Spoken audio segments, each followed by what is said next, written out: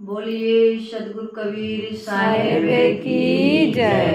प्रातः स्मरणीय विश्ववंदनीय संतों के सम्राट सदगुरु कबीर साहिब जी के पावन चरण कमलों में त्रिवार बंदी करते हुए आइए हम सभी लोग संतों के सम्राट सदगुरु कबीर साहिब जी का ज्ञान रत्न बीजक जिसकी साखी प्रकरण कबीर आश्रम देवरी चैनल से प्रसारित हो रहा है। कबीर आश्रम देवरी चैनल तो किसी इशू के कारण से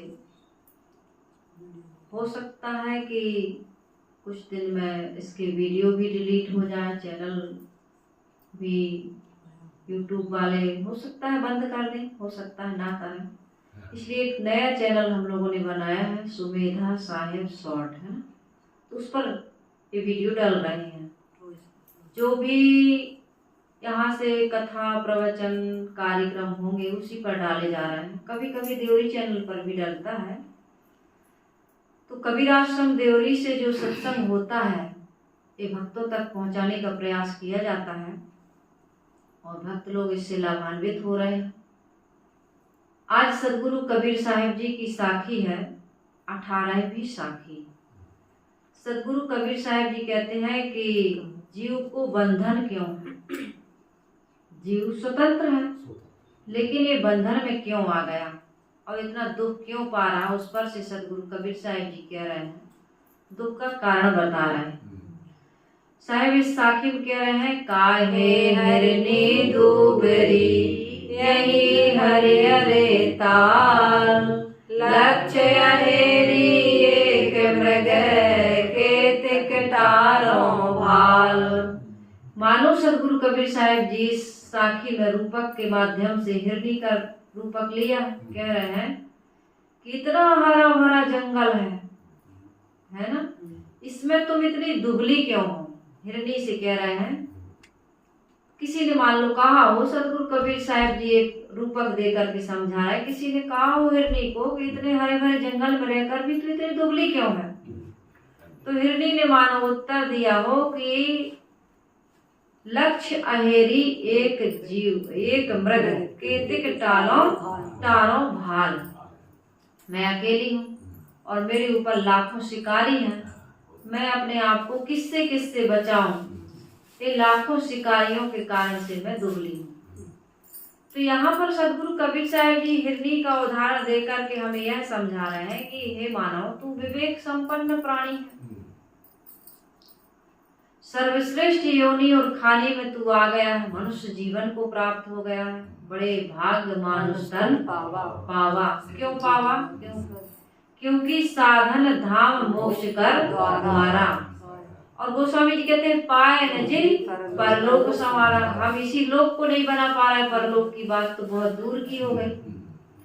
तो यहाँ पर ये बताया जा रहा है, कबीर साहिब जी ये कह रहे हैं कि हे मानव, तू विवेक संपन्न प्राणी है फिर भी तू दुखी है। ये बड़े आश्चर्य की बात है। तो साहिब कह रहे हैं कि भीतर बाहर मनुष्य के लाखों शिकारी इस पर प्रहार कर रहे हैं, इसलिए विवेक संपन्न होकर के भी दुखी, क्योंकि विवेक का प्रयोग नहीं कर रहा। हमारे पास साधन तो है, सुविधाएं तो हैं, लेकिन उसका सदुपयोग ना करें, दुरुपयोग करने लग जाएं, तो फिर हमें वो पतन की ओर ले जाते हैं। जैसे हम चल रहे हो, कोई वाहन में बैठे हो और मंजिल पूरब की ओर हो और हम पश्चिम की ओर तेज गति से जा रहे हो, तो हम अपने लक्ष्य से बहुत दूर होते जाएंगे। इसी प्रकार से हम सुखी हो सकते हैं, मुक्त हो सकते हैं, प्रसन्न रह सकते हैं, बंधनों को काट सकते हैं इस मानव जीवन में आकर, लेकिन ये न करके नित्य नए नए बंधन बनाते जा रहे हैं। बहु बंधन से बांधिया एक बिचारा जीव, केवल छूटे आपने कीर छुड़ावे पीऊ। विवेक विचार तो है नहीं और ना हम गुरु के पास जा रहे हैं। रामायण में नौधा भक्ति में प्रभु रामचंद्र जी ने यही कहा है सबरी माता से कि प्रथम भक्ति संतन कर संगा, तभी मोह भंग होगा, तभी अज्ञान का नाश होगा, तभी जीवन का दुख भी दूर होगा। ये मोह के कारण से, ये मनोविकारों के कारण से, आसक्ति के कारण से, भ्रम के कारण से, मान्यता के कारण से जीव भटक रहा है। तो यहाँ सदगुरु कबीर साहब जी कह रहे हैं कि इतना सुंदर मानव जीवन मिला है, फिर भी जीव कल्याण का काम नहीं कर पा रहा है, सुख शांति का, मोक्ष का, निर्बंधता का काम नहीं कर पा रहा है। ये बड़े आश्चर्य की बात है। साहब कहते हैं यहाँ हिरनी एवं मृग जीव के लिए कह रहे हैं, मानव जीवन कैसा है? बंधन काटने की जगह, ये बंधन बनाने की जगह नहीं है। लेकिन आदमी इस जीवन में बंधन बना रहा है अपने हाथ से। आप ही बरी आपन घर बंधा, और झूठा मोह काल हो फंदा। सदगुरु कबीर साहब जी ने कहने में कहीं कमी नहीं की। साहब कह रहे कोई ऐसा व्यक्ति हो जो अपने हाथों से रस्सी बट रहा हो। पहले अपन देखते थे ना, गांव गांव में रस्सी बांटते थे लोग, सन की रस्सी बटा करते थे ना, इधर से उधर तक फैलाए रहते थे, हाथ से भी बांटते थे रस्सी को। तो साहब कह रहे कोई ऐसा व्यक्ति हो जिसने अपने हाथ से रस्सी बटी हो और अपने फंदा लगा करके झूल गया हो। इसी प्रकार से हम और आप क्या कर रहे हैं? अपने ही जीवन में ऐसी ऐसी आदतें बना रहे हैं, ऐसी ऐसी भ्रम मान्यताएं पाल रहे हैं, और उसी में फंस करके हम अपने हाथ से मूर्ति बनाते हैं कि नहीं बनाते? अपने हाथ से मंदिर मस्जिद बनाते हैं, अपने हाथ से हम ये मान लेते हैं, मतलब अपने आप से ये मान लेते हैं कि हमारे ऊपर कौवा बैठ गया। पहले हम सुना करते थे किसी के ऊपर कौवा बैठ जाता था तो रिश्तेदारों को खबर भेज देते कि अमुक आदमी की मृत्यु हो गई, है ना, झूठी खबर। लोग रोते गाते आते थे, अरे भैया हमारी माँ मर गई कि पिता मर गए कि कोई रिश्तेदार। तो कहते थे अब एक व्यक्ति का जो अशुभ था, अनहोनी थी, वो टल गई। टोटका लोग किया करते थे, टोटका में लगे हुए हैं। ये कितनी भ्रम मान्यता है। जा रहे थे, बिल्ली ने रास्ता काट दिया, कहे थोड़ा ऐसे हाथ दे दो। पीछे बैठा था एक व्यक्ति, सच्ची घटना बताओ, कहे इधर हाथ ऐसे क्यों दे दे? कहे वो बिल्ली ने रास्ता काट दिया है तो एक थोड़ा टोटका कर दो, है उसको अशगुन को तोड़ दो, खत्म कर दो। कोई ताबीज बांध लेता है, तो कोई काला धागा बांध लेता है, तो कोई कहीं। अब ये बताइए, हमने ही अपने हाथों से देवता बनाए, अपनी मान्यता अपने मनुष्य ने बनाए ना, जितने भी देवी देवता। और वही क्या कहता है, बुकरा चढ़ाओ, मुर्गा चढ़ाओ, है ना, कितने प्रकार की बलि कुर्बानी कर रहे हैं। तो मानता ही नहीं, पाप काट रहा है। सदगुरु कबीर साहब जी कहते हैं कि हत्या कबहू न छूटी है, जो कोटिन सुनो पुराण। चाहे दान दो, चाहे पुराण सुनो, चाहे गंगा में नहाओ, कुछ भी कर लो। हमने आपने जो कर्म किए हैं अच्छे बुरे, उसका फल तो राम कृष्ण ने नहीं काट पाया। इस संसार के नियम को कोई नहीं काट सकता, सब कुछ नियम से चल रहा है। लेकिन नियमों का उल्लंघन करके हम सोचें कि किसी का नाम ले लें, किसी नदी में नहा लें, या व्रत कर लें, या दान कर लें, पाप कट जाएगा। तो कभी खेत में बीज बो करके देखना, है ना, या लहसुन प्याज खा करके देखना, और सुबह शाम माला जपते रहना, दुर्गंधी की डकार ना आए, या चना का बीज बो दिया गेहूं बन जाए। सदगुरु कबीर साहब जी ने कहा है कि पंडित बाद बदे सो झूठा। ये जो कथा वथा तुम करते हो ना, राम की महिमा गाते हो, तीर्थों की महिमा गाते हो, मंत्र जाप की महिमा गाते हो, तुम झूठी बातें करते हो। पंडित बाद बदे सो झूठा। साहब कहते राम के कहे जगत गति पावे, तो खाड़ कहे मीठा। इतना सुंदर बिल्कुल सरल सटीक उदाहरण दे रहे हैं कि राम के कहने से मुक्ति मिलती है, तो शक्कर शक्कर कहने से मीठा हो जाना चाहिए। लेकिन ऐसा होता फिर भी आदमी इस मान्यता में है कि राम राम कहेंगे, ओम नमः शिवाय कहेंगे, कोई नदी में नहा लेंगे तो पाप कट जाएंगे। ये पाप कटने के नुस्खे जो बनाए गए, ये संसार में पाप को बढ़ावा दे रहा है। यदि कर्म सिद्धांत, सदगुरु कबीर साहब जी ने जो सिद्धांत बताया, कर्म सिद्धांत अकाट्य होता है, जो किया जाता है वो भोगना पड़ता है, तो आदमी हो सकता है पाप कर्म करने से रुक जाता। लेकिन ये बता कर जितना प्रदूषण ये धर्म और अध्यात्म के नाम पर समाज में फैलाया गया। इतना प्रदूषण और किसी क्षेत्र में किसी ने नहीं फैलाया। ये धार्मिक लोगों ने बहुत प्रदूषण फैलाया।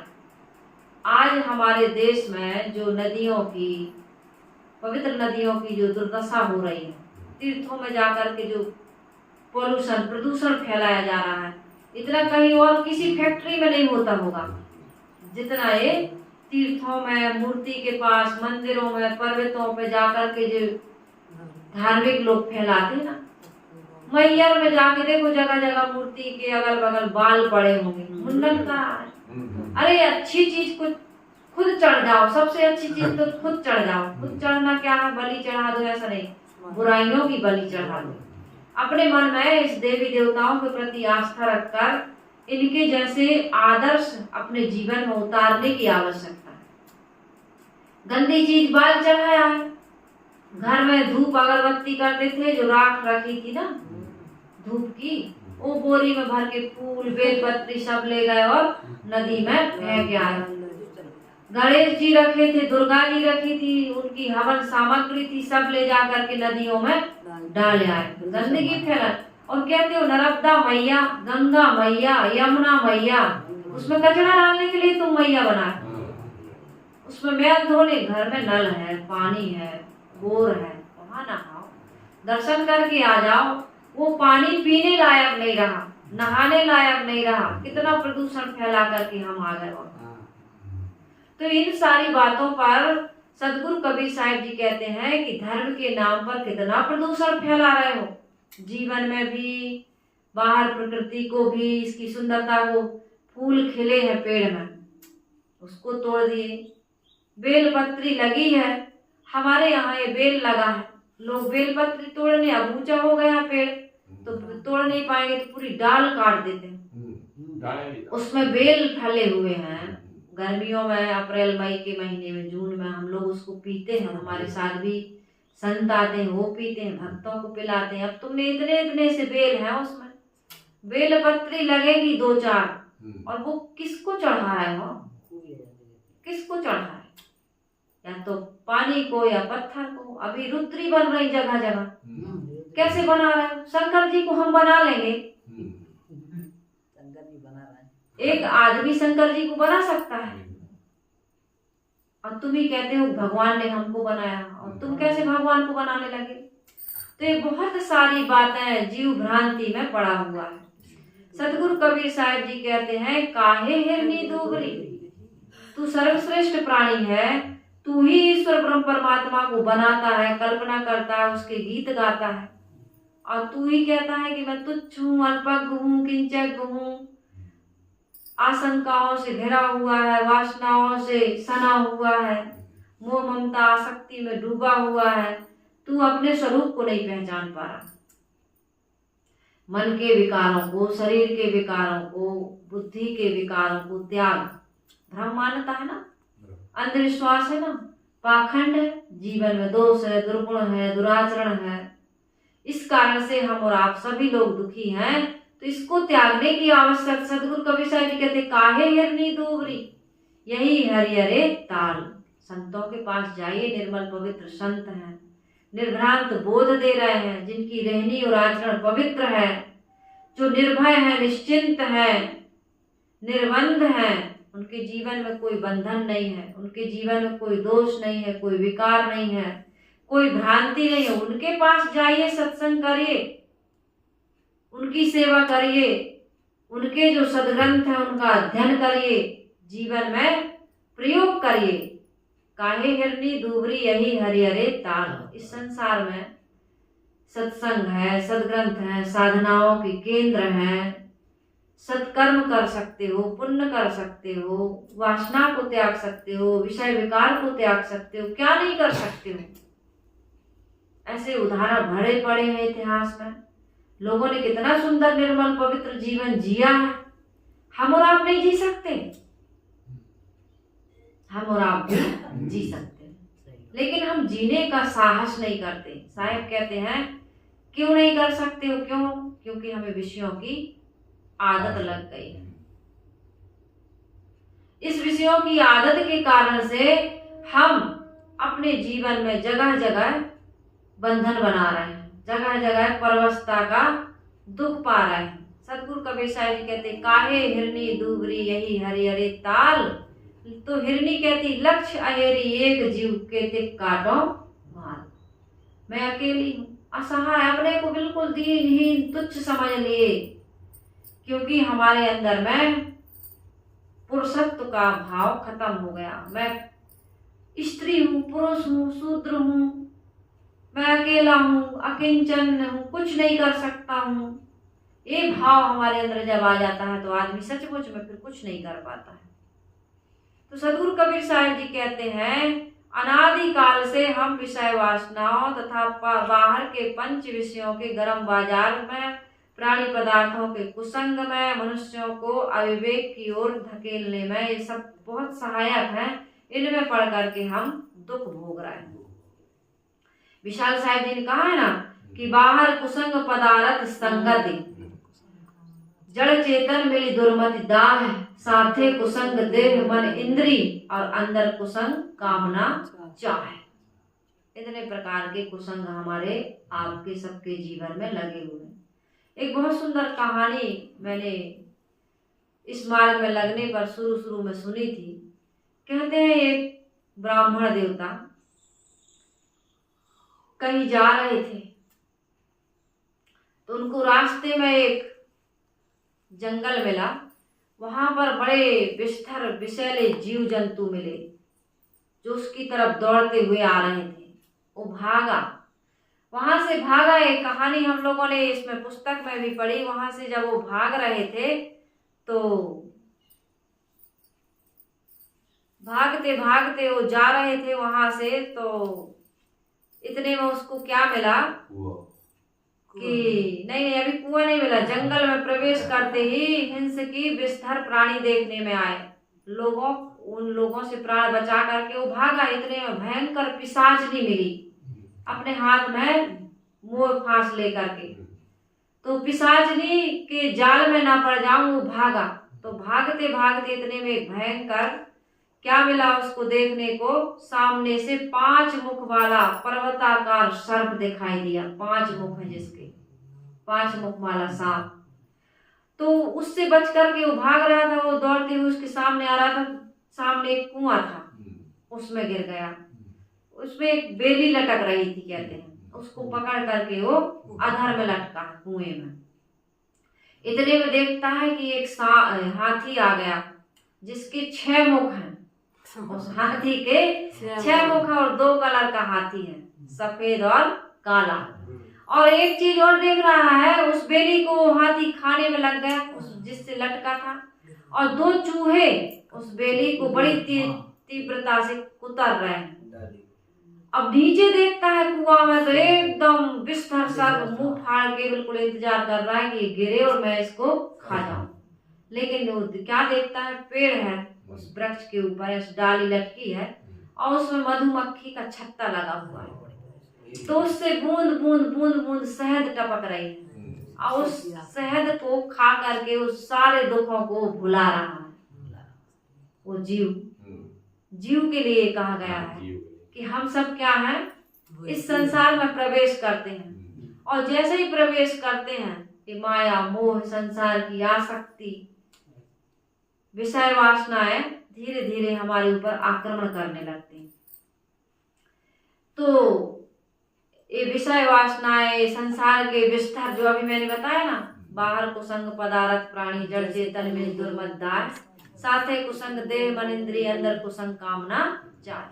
इन कुसंग में, इस कुसंग में पढ़ करके, मोह माया में आसक्ति पढ़ करके, विषैले लोगों के विषय वासना से सने हुए चाहे कर्म हो चाहे वाणी हो, उनकी जितने भी हम देखते हैं ना, माता पिता का है ना, जय जंजाल फंसे पितु माता, पुत्र फंसावे कई कुशलाता। ये दादी, ये दादा, ये चाचा, ये मामी, ये फूफा, ये इष्ट मित्र सब विषयों का पाठ ही पढ़ाते हैं। कोई नहीं बताता है कि भैया कल्याण का काम कर लेना, मोह माया आसक्ति में मत फंसना।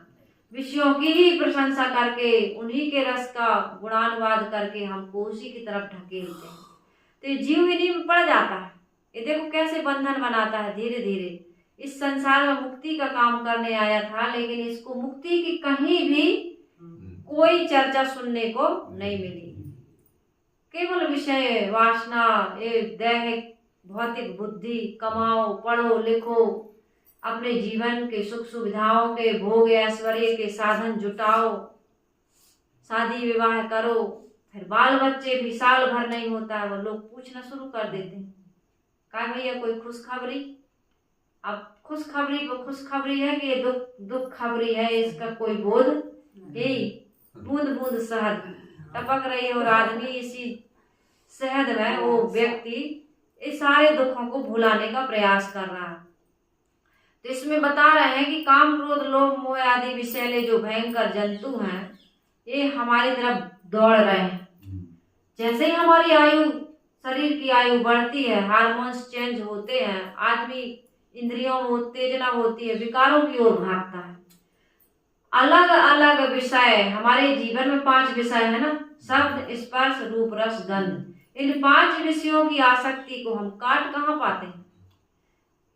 कबीर साहब जी ने कहा, गज अली मीन पतंग मृग जरे एक की आँच, कबीर उनकी कौन दशा जिनको लागे 5। हम सबको 5 लगे, अन्य जीव जंतुओं को तो 1-1 लगे।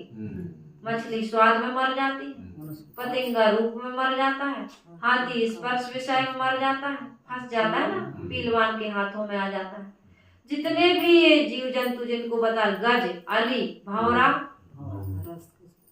गंध में, गजली मीन पतंग मृग जरे एक की आँच, एक ही में मर जाते हैं। मनुष्य को 5-5 लगे, लेकिन ये मनुष्य 5 को काट सकता, लेकिन काटता नहीं, क्योंकि ऐसे गुरु नहीं मिलते, ऐसा मार्गदर्शक नहीं मिलता, ऐसा हमको समाज ही नहीं मिलता, ऐसा वातावरण ही नहीं मिलता। और जिनको मिल जाता है वो काट लेते हैं। आज वर्तमान में देखने को आ रहा, कम उम्र वाले हमारे गुरुदेव जी के इतने सारे शिष्य जो 14 साल 13 साल 11 साल की उम्र में अगर आज भी बढ़िया साधनामय जीवन जी रहे। तो इन 5 विषय रूपी विषैले भयंकर जंतु हम सबके जीवन में हमें परेशान करने के लिए लगे हैं। इन जंतुओं को मार नहीं पाते हम, बस सुबह नहीं कर पाते। हम क्या करते हैं, इनसे इन्हीं को और पाले रहते हैं अपने जीवन में। आज तो यही खाएंगे, आज तो यही देखेंगे, आज तो यही सूंघेंगे, आज तो यही चखेंगे, आज तो यही स्पर्श करेंगे। सुंदर सुंदर हम कहते हैं भोग बड़े सुंदर सुंदर है, अरे मानव जीवन मिला, इनको नहीं भोगेंगे, अभी से भक्ति कर लेंगे, मूड मुड़ा लेंगे, सफेद कपड़ा पहन लेंगे। हम लोगों को देख करके कितने लोग दया करते हैं, कहते हैं अरे इतनी कम उम्र में इतने पढ़ने लिखने के बाद साधु बन गए आप, ऐसा कौन सा दुख दिख गया आपको संसार में, अभी तो आपने दुखों को देखा ही नहीं और आप पहले से ही संन्यास ले लिए। तो जब दुख भोग लेंगे तब संन्यास कहाँ ले पाओगे। पूरे जीवन तुम अभी तक अनुभव ही कर रहे, संसार में दुख है कि सुख, अभी ज्ञान नहीं हुआ तो बुढ़ापे में क्या कर पाओगे। तो इसमें ये बता रहे हैं कि एक जो तृष्णा रूपी डाकनी है ना, वो तृष्णा क्या होती है, तृष्णा हमारे काम भोग की पास लेकर के दौड़ रही है। काम वासना ऐसी है जिसमें संसार के अधिकतम लोग फंस जाते हैं, काम वासना को नहीं जीत पाते। अच्छे हमारे यहाँ साहेब जी आते थे, कहते थे सहज कूप में परे सहज रण जूझना, सहजे सिंह शिकार अग्नि का कूदना, कितने किए हियाव बात सब गर्द है, अरे हाँ पलटू मन को राखे मार, सिपाही मर्द है। आग में कूद के मर जाना, कुएं में या समुद्र में छलांग लगा जाना, या किसी युद्ध में रण में जीत करके आ जाना, ये सारी बातें तो सहज हैं। लेकिन काम को बस में करना, काम दहन मन बस करन गगन चढ़न मुश्किल, काम का दहन कर देना, मन को बस में कर लेना, यही सूरवीरता है। इसी के लिए मानव जीवन में हम आए। अन्य खानियां तो भोग भूमिका, मनुष्य जीवन ही ऐसा है जिसमें त्याग वैराग से, मन इंद्रियों के निग्रह से हम अपने आप को मुक्त कर सकते हैं। लेकिन इसी में 5 विषय लग गए तो एक पिशाचनी, वासना रूपी पिशाचनी काम भोग का सुख लेकर के हमारे सामने आती है और हम उसमें फंस जाते हैं, उसको काट नहीं पाते हैं। और जो इसमें बताया गया है कि पंच विषय रूप जो मुख वाला पर्वताकार भयंकर सर्प है, जिसको मैंने बताया, आदमी उससे ऊपर नहीं उठ पाता है। और जो 6 मुख का हाथी बताया है ना, इसमें ये 6 ऋतुएं हैं, प्रकृति से जोड़ रहे हैं आप इस दृष्टांत में कि 6 ऋतुएं हैं। और इसके रंग जो है ना, काले और सफेद, शुक्ल पक्ष और कृष्ण पक्ष, 2 ही पक्ष होते हैं। और चूहा को तब ये दिन और रात है। ये धीरे धीरे हमारी आपकी सबकी जीवन रूपी जो आयु रूपी बेली है ना, उसको उतर रहे हैं, खा रहे हैं, चबा रहे हैं। धीरे धीरे दिन और रात, जितने दिन और जितनी रातें बीत रही हैं, ये जितनी श्वासें हम ले रहे हैं, ये हमारी सबकी आयु घट रही है। लेकिन विषय भोग रूपी संसार के सुख रूपी जो संसार में जो संबंध बनाते हैं ना, इनसे जो थोड़ा बहुत सुख मिल जाता है ना, कोई सम्मान कर देता है, थोड़ा सा अपन पसंद कोई भोग मिल जाता है, भोजन मिल जाता है, रूप मिल जाता है, यही ये बूंद बूंद शहर टपक रही है। और इसी में हम और आप इन सारे दुखों को भुला देते हैं। कितना दुख मिलता है। मन भारा तन भार है भारा, जय संबंध विशाल साहेब कहते, मन का भार, मन में कितने विकार, मन में कितनी इच्छाएं, कितनी आकांक्षाएं, कितने प्रकार के उद्वेग उठ रहे हैं मन में, इंद्रियों में। मन का भार है, तन का भार, तन का भार क्या, भूख लगे आई, अब उठो भैया, लेटरिन बाथरूम जाना है, अब नहाना धोना, शरीर की सफाई करना है, खांस रहे हैं, सिर में दर्द है, दांत में दर्द है, कितने लोगों के पूरे दांत उखड़ जाते हैं, नए दांत लगवाने पड़ रहे हैं, खा नहीं पा रहा है, बोल नहीं पा रहा है, आवाज समझ में नहीं आ रही, कितने दुख हैं। यह देह महादुख रूप सदा, हमारे गुरुदेव जी ने कहे, देह से दुख ही मिल रहा, भूख का, प्यास का, ठंडी का, गर्मी का, रोग का, व्याधि का, बुढ़ापा का, अवस्थाओं का दुख ही दुख मिल रहा है। और संबंध का भी भार है, माँ की ना सुनो, पिता की ना सुनो, पति की ना सुनो, पत्नी की ना सुनो, बच्चों की ना सुनो, समाज की ना सुनो। हम बिल्कुल ऐसे बंधे हुए, ऐसे बर्वस्ता का जीवन जी रहे हैं, स्वतंत्रता का तो बिल्कुल कहीं ख्वाब ही नहीं देख पा रहे कि हम जीवन में स्वतंत्र भी जी पाए हैं आज तक। जब तक अपने आप को बंधनों से मुक्त नहीं करेंगे, काम क्रोध लोभ मोह आदि को नहीं जीत पाएंगे, तब तक हम सुख की आशा नहीं कर सकते। इसलिए साहिब कह रहे हैं, मानव जीवन में कर सकते हो, काहे हरनी दूबरी यही हरे हरे ताल। इस मानव जीवन में ये सारी संभावनाएं हैं कि हम अपने विकारों को जीत सकते हैं, मोह ममता आसक्ति को जीत सकते हैं, ब्रह्मांडताओं को काट सकते हैं और अपने आप को स्वतंत्र कर सकते हैं। यही एक सुनहला चांस है, मानुष जन्म चुके हूँ अपराधी। ये तुम मानव जीवन में आकर के भी यह काम नहीं कर पा रहे, स्वतंत्रता का, मुक्ति का, मोक्ष का, कल्याण का, विषय वासनाओं के त्याग का, मन इंद्रियों के निग्रह का, तो तुम अपराधी हो। क्योंकि एक चांस मिला था, जैसे वो संत दे देते ना पारस की पत्थर, कि इससे तुम सोना, इससे लोहा से सोना बना सकते हो, लेकिन 6 महीने की अवधि है, अवधि दे दे, नहीं तो एक्सपायर हो जाएगा या वापस आ जाएगा। तो हम लोग कब एक्सपायर हो जाएं, इसका कोई ठिकाना तो है नहीं। इसलिए अभी नहीं, भजन कहता है भजन करन का यही है मौका, इस जीवन का नहीं भरोसा, और काल उठा कर ले जाएगी, तू ले जाएगा, तू कर ले भजन हरि का। भजन करन का, साधना करने का, मुक्ति का यही मौका है, जब से जागे तभी से लग जाओ। आज नहीं कल करेंगे ऐसा भाव कभी ना लाना। बाल बच्चों की शादी कर लेंगे, बेटी का विवाह कर देंगे, घर बनवा लेंगे, तब भजन करेंगे। हमारा नाती थोड़ा बड़ा हो जाए तब सत्संग में जाएंगे। पता नहीं, बेटा नाती तो बड़े हो जाएंगे, लेकिन हम ही मर गए तो क्या गारंटी है? किसी ने रजिस्ट्री करवा के रखी है क्या कि नहीं इतने दिन तो जिएंगे? नाती बड़ा हो जाएगा तभी मरेंगे, पोता बड़ा हो जाएगा तभी मरेंगे।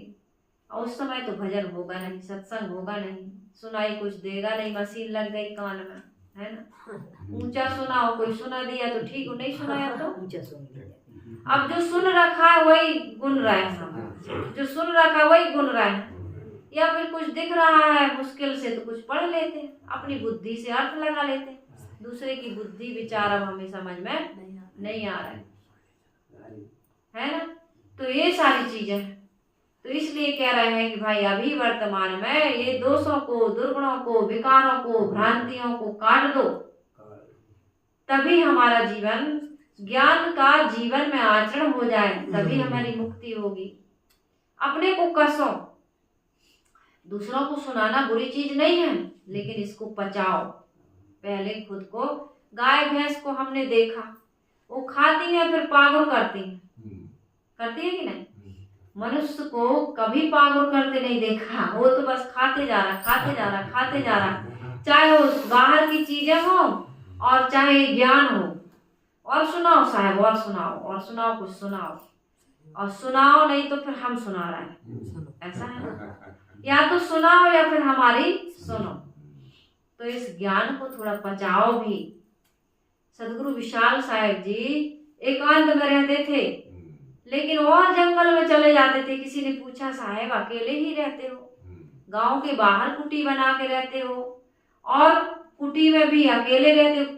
साधु समाज से वो बहुत बड़े घेरे में रहते थे, उससे भी अलग। फिर अलग काहे जात हो और जंगल? कहे भैया सुनो, सबके अंदर में जहर है। क्या है? बड़ी महापुरुषों के एक वाक्य मंत्र है।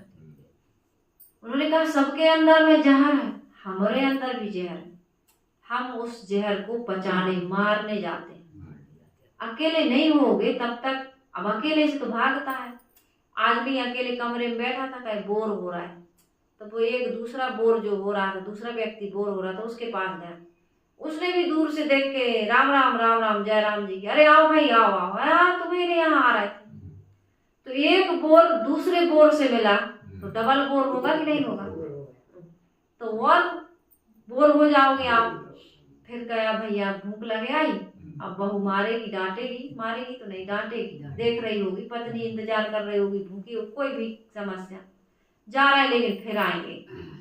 तो बोर बोर बोर होते होते तुम अपने अंदर से सूख गए, अपने अंदर से रस ही नहीं मिला।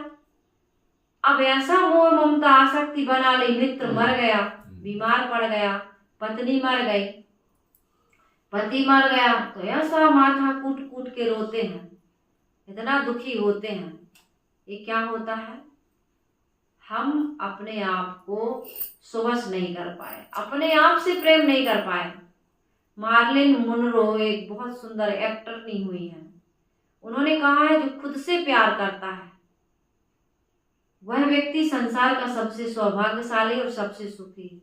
हम खुद से कहाँ प्यार करते? बच्चों के सिर पे हाथ फेरते हैं, उनके गाल चूमते हैं। हमने कभी अपने सिर पर उतने प्यार से हाथ फेरा?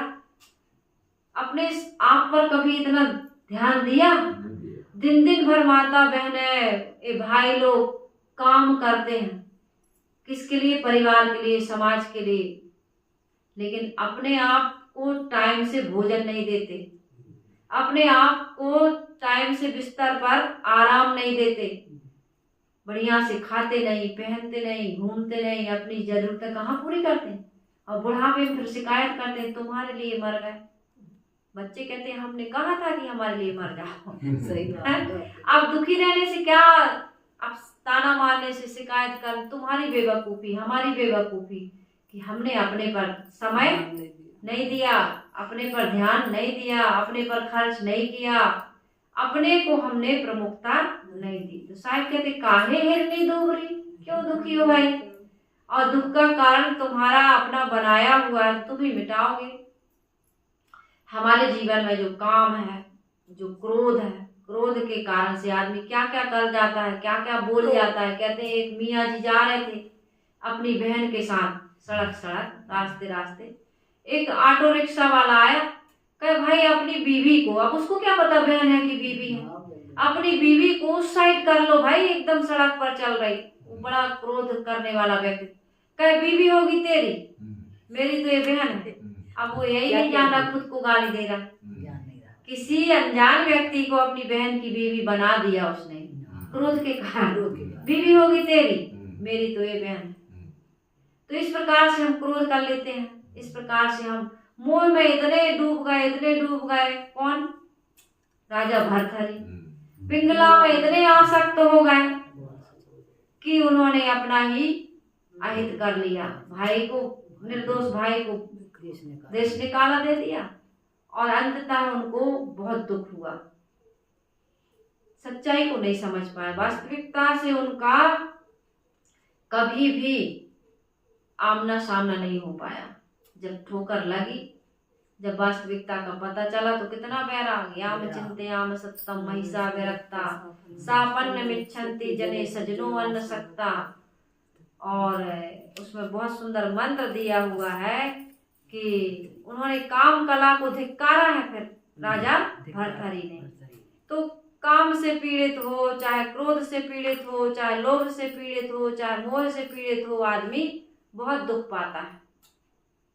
इसलिए हम सबको क्या करना चाहिए? पीड़ा से मुक्त होने के लिए इस काम क्रोध लोभ मोह का त्याग कर देना चाहिए। जो व्यक्ति काम क्रोध लोभ मोह का त्याग कर देता है उसके जीवन में फिर कोई दुख नहीं रह जाता है। तो दुख का कारण कौन है? मेरा ज्ञान। और यदि मेरे जीवन में ज्ञान का सूर्य उग जाए तो मेरे जीवन में कोई मुझे दुख नहीं दे सकता।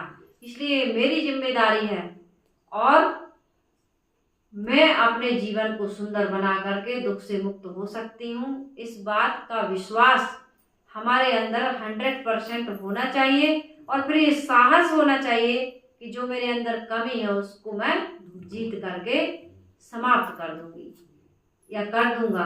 तभी हमारा जीवन सुंदर बन सकता है, सफल और सार्थक हो सकता है। ये दूसरों की शिकायत करना कि तुम्हारे कारण से दुखी है, बिल्कुल अज्ञान है। ये अपने हृदय कपाट पर बिल्कुल लिख लो कि दूसरा कोई मुझे दुख देता है।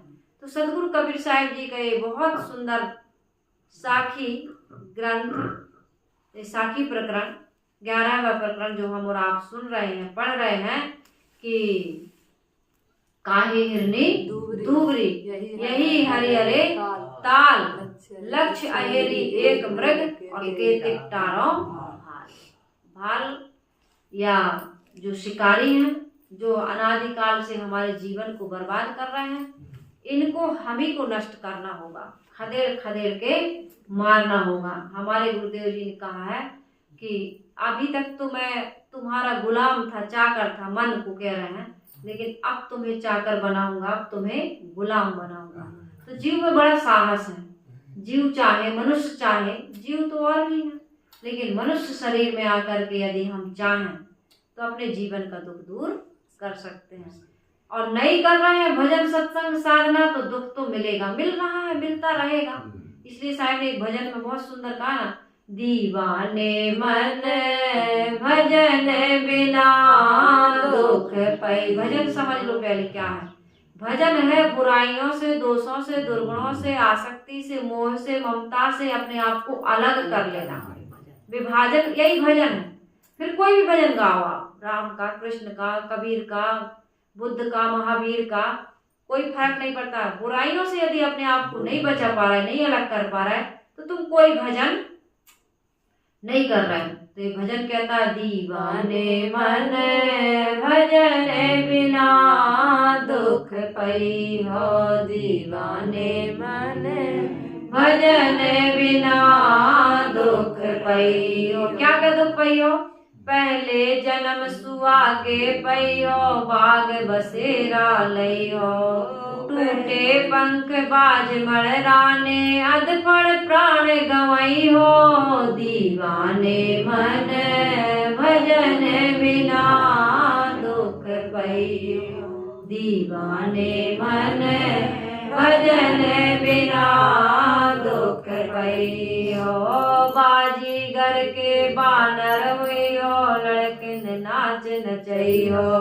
नाच नाच के बच्चों को खुश करता है। बाजीगर का बंदरा क्या करता है ना, मदारी के हाथ बिक जाता है। बाजीगर के बानर हुई हो, लड़किन नाच नचई हो, ऊंच नीच से हाथ पसरी हो, मांगे भीख न पई हो, दीवाने मन भजन बिना दुख पई हो। तेली घर के बेला हुई हो, आंखन ढाप ढपई हो। तेली कोलू में बैल को नाच देता था और आंखों पे पट्टी बांध देता था, बैल दिन दिन भर चलता था।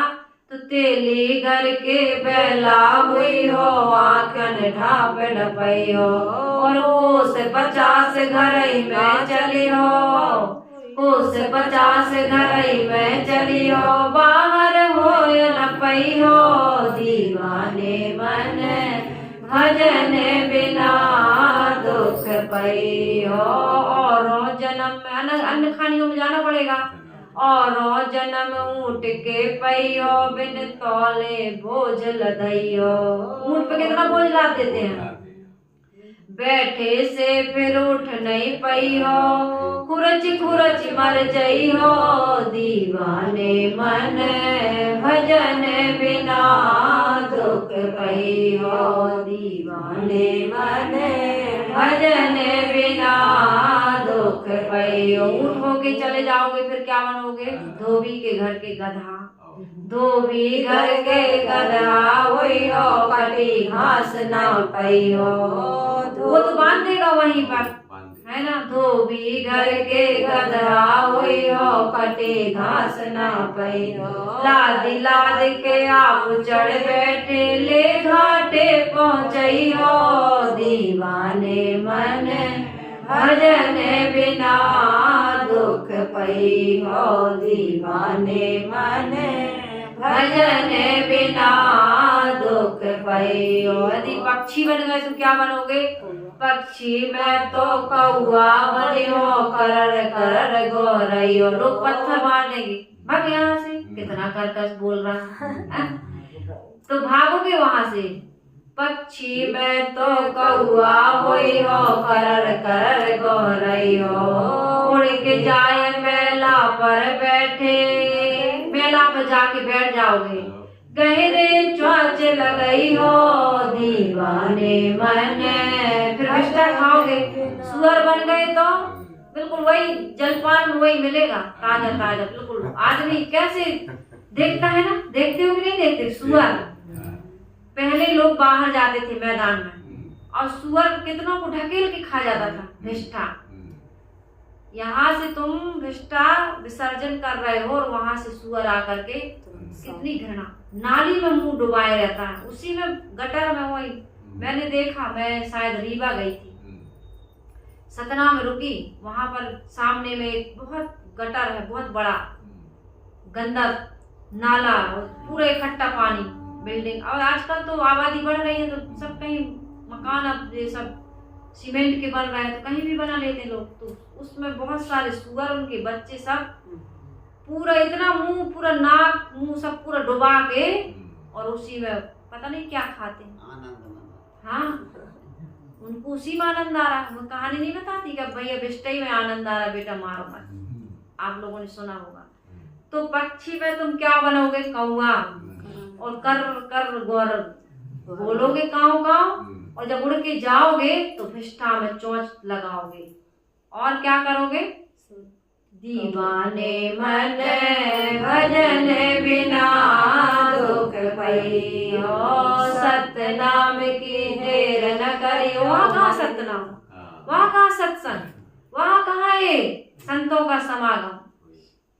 वहाँ किसी चीज को त्याग नहीं पाओगे। जैसी प्रकृति के द्वारा तुम्हें योग्यता और क्षमता मिली, उसी में जीवन जीना पड़ेगा। तो सत्य नाम की टेर न करी हो, मन ही मन पछतई हो। उधर पछताने की भी भूमिका नहीं है ना। वहाँ तो जैसे हो बस वैसे ही हो।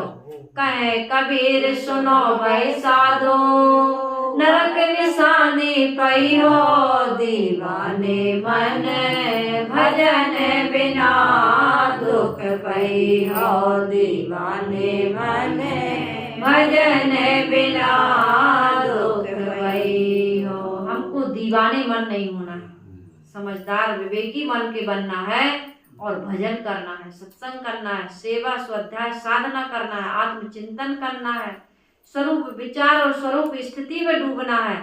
तब हमारा ये मानव जीवन पाना सफल और सार्थक होगा। फिर कबीर साहब को यह नहीं कहना पड़ेगा कि काहे हिरनी दुबरी यही हरे हरे ताल। हम ये जवाब नहीं देंगे कि लक्ष्य है एक मृग के दिख डालो भाल। फिर तो हम कहेंगे साहेब बहुत सुखी हैं, मनुष्य से ज्यादा, हमसे ज्यादा सुखी राम बुलावा भेजिया दिया कबीरा रोए, और जो सुख साधु संग में सो वैकुंठ ना होए। फिर इस संतों के समागम में बैठ करके जो हम जीवन का परिमार्जन करेंगे, जीवन को ऊपर उठा लेंगे, तो फिर हमें वैकुंठ जाने की भी इच्छा नहीं होगी, किसी लोकांतर की या ईश्वर ब्रह्म परमात्मा को पाने की भी इच्छा नहीं होगी। हमारे पास जो कुछ है उसका यदि सही सदुपयोग हमने करना सीख लिया तो हमारे जीवन की सारी दुख और दारिद्रता नष्ट हो जाएगी। हम अपने आप को समझ नहीं पा रहे, इसलिए भाई जो मिला है प्राप्त है, जो पर्याप्त है, इसलिए सुखी रहें, संतुष्ट रहें, शिकायत ना करें।